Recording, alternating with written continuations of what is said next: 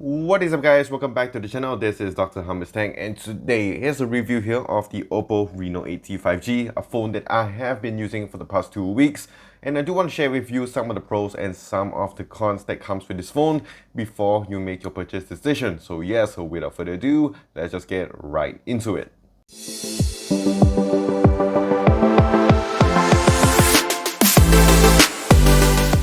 Okay, so I'm going to start off here with the price on this phone because this is where it gets pretty interesting. So here in Malaysia, it does go for about 1799 ringgit Malaysia, which is about the $400 and $450 mark. So it's placed into the mid-range level, the mid-range market, and this is where it gets pretty fun because there will be some cool features that comes with this phone, and there will be definitely some cutbacks they have to make to get this phone into that mid-range level. So first thing out of the box is what I like about this is that they do give you a charger. Like most of the times nowadays, you can see that even flagship phones, you pay $1,000 but you don't get a charger right out of the box. But over here, we get a very quick charger and also we do get a phone case as well, which is much appreciated, especially nowadays because it's so troublesome to go out and buy a phone case. But here we do have it right out of the box, which I really do like. It's really nice to use. And just going to this phone, and the first thing that you're going to notice is the build and design.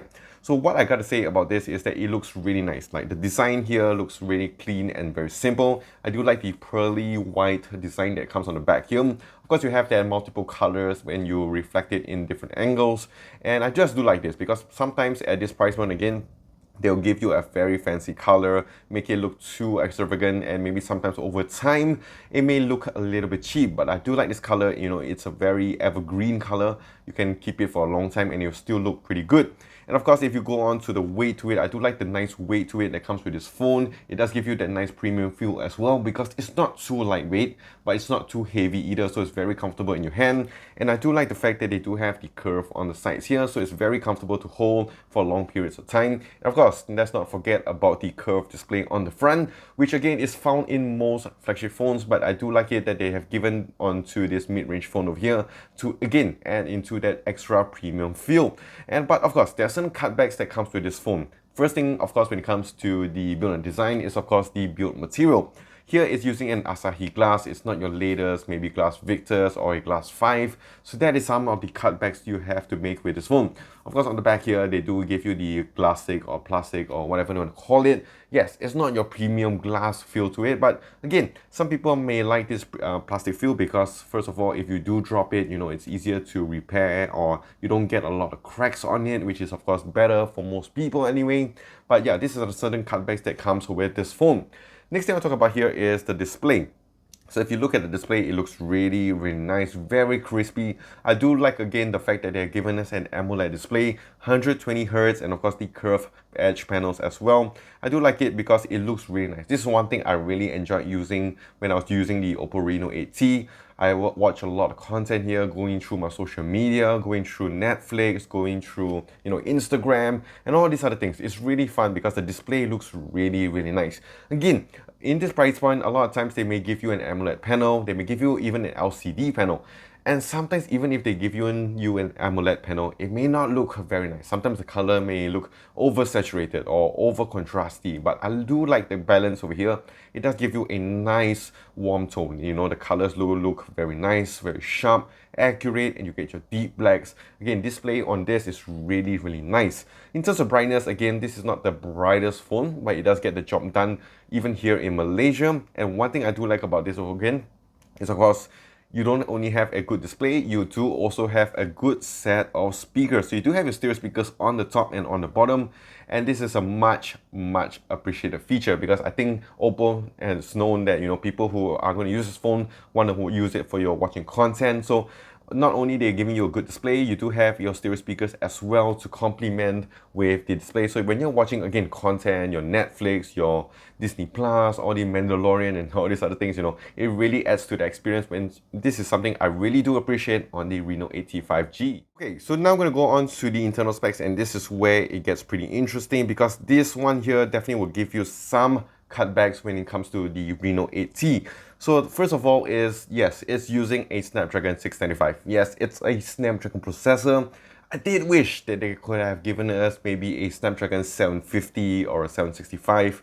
Maybe that's a bit pushing too much, or maybe a 778, but at least maybe a 750. But they do give you a 695, which is more of the top end when it comes to the entry level chipset. So it's still very decent. And what I noticed about using this, like simple stuff, like if you open up 3-4 apps at the same time, maybe like Facebook, Instagram, Chrome and all that, you don't really notice much of a stutter. But of course, if you do more heavy things like gaming and all that, that is where you're going to notice a lot of maybe stutters and lags. But all in all, it's still alright for most people, I would say. But of course, in terms of the processor, that's one of the cutbacks they have to make. When it comes to the storage here, this one you do get about 256. One thing I do like about this is that they still give you the micro SD expansion. So for people buying in this phone range, I think they will appreciate this feature because you can buy a micro SD, slot it over here. It's not the fastest when you're transferring files or whatever, but you still have that option to expand your storage without even buying a much bigger storage option. And when it comes to RAM here, they do have about 8 gigs of RAM, which I think is more than enough for a lot of people. So again, when it comes to multitasking, not the best, I would say. You do still get some stutters, but it still gets the job done. But one more thing I want to talk about here is the software side of things. So like, what I like about this is that they're giving you the OPPO software experience, the full experience here. Not much of cutbacks when it comes to this. They still give you all the bells and whistles when it comes to the software. So you don't have to worry too much about it. You're not going to miss out too much when it comes to software. If you guys have been using OPPO phones in the past, you will fit in right here very well. And of course, they do give you about at least 2 to 3 years of software updates. So you can use this phone for a good 2 to 3 years without much of a problem, and you still get good security updates over time as well. So in terms of the software, like I mentioned before, I think OPPO has done a really good job when it comes to their software. Very well polished and very well equipped. So it does follow through, and it does flow through here with the Reno 8T 5G. And one more thing I want to talk about here is the battery and charging. So they do give you a huge battery over here, about 4800. So in terms of day-to-day usage, I noticed that the battery has been lasting really well. If you just use it for your social media, make calls, go through your Chrome, it can last you over about a day. Of course, you will have to charge it up, but you don't have to worry about it because here we do have a very fast SuperVOOC charger. So you're able to charge up really fast from about 0% all the way to 100%, really fast anyway, within less than an hour, about 35 minutes to 45 minutes. So it's still very fast, very decent. So definitely you can just charge it up. And this charging tech has been around for so long, so it's already well established with OPPO. Yes, last but not least, let us not shy away from the camera. So on the front here, we do have the nice 32 megapixel selfie shooter. OPPO has always been really good when it comes to the selfie camera because they always prioritize that a lot, and I do like it that you do have a 32 megapixel option. On the rear cameras, this is where it gets interesting because if you look at the sensors here, we have 3 sensors which sound a lot, like a lot of things. We do have a massive 108 megapixel sensor, and we do have 2 other cameras here, the 2 megapixel microscope and tap camera. It's missing the ultra wides, and that is one of the major cutbacks that comes with this phone because again, normally at this price range you would expect a simple ultra wide camera, and I think this is a really lost feature that I think they could have just added into this phone to make it very appetizing, because the 108 megapixel is really nice. Like if you take outdoor shots with a lot of sunlight, if you're taking portrait shots under good lighting conditions, it does give you very solid images. I like the colors that comes out with this. I do like the accuracy and all this, like it's really sharp and all that. So I really do like the shots taken from the 108 megapixel. But it's 2023. I think the ultra wide should have been given on this. Maybe couldn't be the best, like maybe a 8 megapixel or something like that. At least a decent ultra wide would have worked really well with this phone.